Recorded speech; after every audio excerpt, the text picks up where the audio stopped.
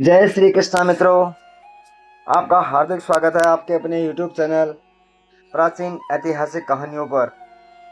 दोस्तों, आज की हमारी पौराणिक कथा उन दो आत्माओं की है जिनका रिश्ता केवल मित्रता नहीं बल्कि आत्मिक प्रेम का प्रतीक था, श्री कृष्ण और सुदामा का।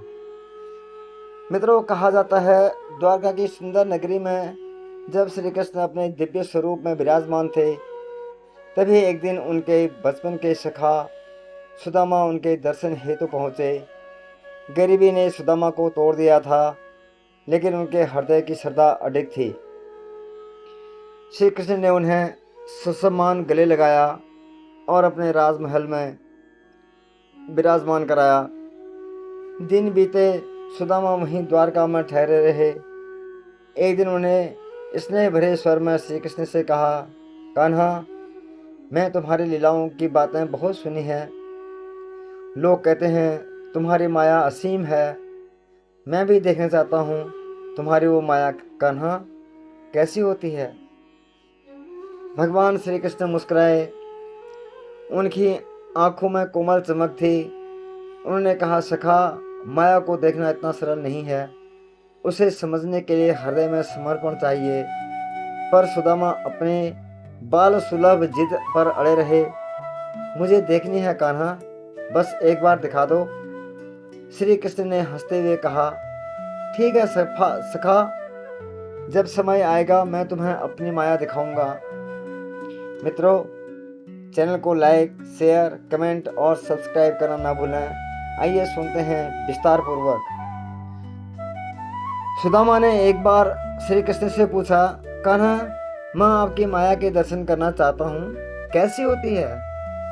श्री कृष्ण ने टालना चाहा, लेकिन सुदामा की जिद पर श्री कृष्ण ने कहा, अच्छा, कभी वक्त आएगा तो बताऊंगा।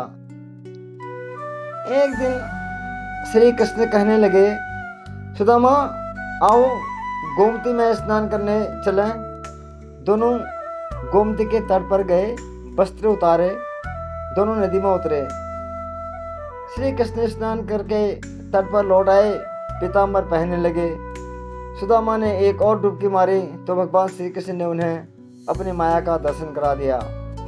सुदामा को लगा नदी में बाढ़ आ गई है, वह बहे जा रहे हैं। सुदामा जैसे जैसे घाट के किनारे रुके, घाट पर चढ़े, घूमने लगे। घूमते घूमते गांव के पास आए। वहां एक हथिनी ने उनके गले में फूलमाला पहनाई। बहुत से लोग एकत्रित हो गए। लोगों ने कहा, हमारे देश के राजा की मृत्यु हो गई है। यहाँ का नियम है, राजा की मृत्यु के बाद हथिनी जिस भी व्यक्ति के गले में माला पहना दे वही हमारा राजा होता है। हथिनी ने आपके गले में माला पहनाई है, इसलिए अब आप हमारे राजा हैं। सुदामा हैरान, राजा बन गया और एक राजकन्या से विवाह भी हो गया और 2 पुत्र भी पैदा हो गए। जीवन प्रसन्नता पूर्वक बीतने लगा। एक दिन सुदामा की पत्नी बीमार पड़ गई और काल के गाल में समा गई। सुदामा पत्नी वियोग में रोने लगा। राज के योग भी पहुंचे। उनने सुदामा को कहा, आप रोए नहीं, आप हमारे राजा हैं। वैसे भी दुख की कोई बात नहीं, आपको भी रानी के साथ ही जाना है। बताया कि यह मायापुरी का नियम है, आपकी पत्नी को चिंता में अग्नि दी जाएगी। आपको भी अपनी पत्नी की चिता में प्रवेश करना होगा। यह सुनकर सुदामा और जोर जोर से रोने लगा, लेकिन लोग नहीं माने। सुदामा अपनी पत्नी की मृत्यु को भूल गया। उसका रोना भी बंद हो गया। अब वह स्वयं की चिंता में डूब गया। जब लोग नहीं माने तो सुदामा ने कहा, चिता में जलने से पहले मुझे स्नान तो कर लेने दो। इस पर कुछ लोग पहरे में सुदामा को स्नान कराने नदी में ले गए। सुदामा रोए जा रहे थे और उनके हाथ पैर कांप रहे थे। आखिर उन्हें डुबकी लगाई और फिर जैसे ही बाहर निकले तो देखा कि माया नगरी कहीं भी नहीं। किनारे पर तो कृष्णा भी अपना पीताम्बर ही पहन रहे थे और वह एक दुनिया घूम आए। सुदामा नदी से बाहर निकले। साथ ही जोर जोर से रोए जा रहे थे। श्री कृष्ण ने सब कुछ जानते हुए भी अनजान बनकर पूछा, सुदामा से रोने का कारण पूछा। सुदामा ने सारा वृतांत कह सुनाया और पूछा कि यह जो भी मैं देख रहा हूँ यह स्वप्न है या जिस माया नगरी में मैं अभी अभी आया हूँ वह स्वप्न था।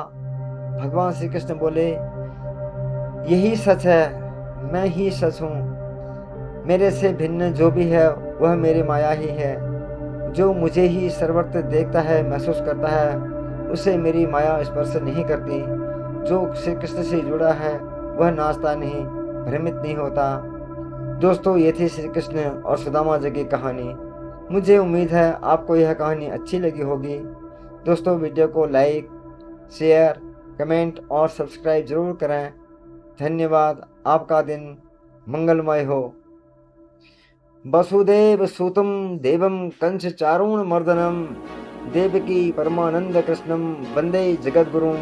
हरि शरणं हरि शरणं हरि शरणं।